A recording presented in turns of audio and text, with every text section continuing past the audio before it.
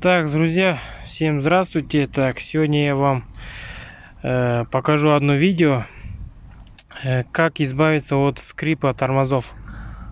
Вот у меня вот Audi в C5 кузове. Короче, я купил колодки как-то и закинул их в багажник.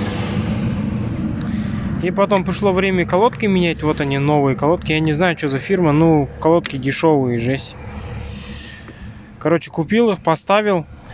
И как я их поставил, короче, у меня начали эти колодки скрипеть. Прям жестко начали скрипеть. Здесь как на... Тормозят же вот эти автобусы, вот КамАЗы. Вот прям так свист такой, жесть неприятный.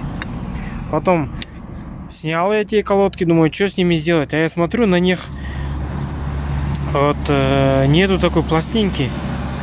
Обычно на колодках бывают такие пластинки. Я не знаю, почему на этих нет. Но их вообще не было вообще с завода. Видно, даже места нету. Да я просто красил здесь.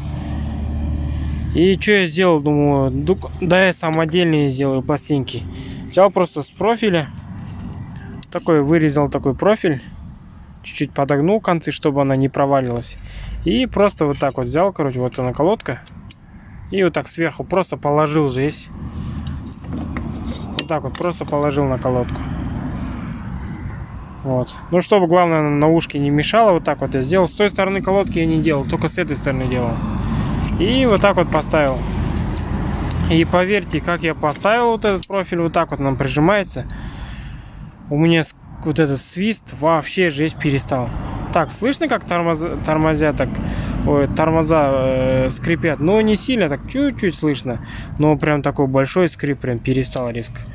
Так что у кого вот так вот будут скрипеть колодки, даже хоть и у них есть пластинки, попробуйте вот такой профиль просто положить для себя.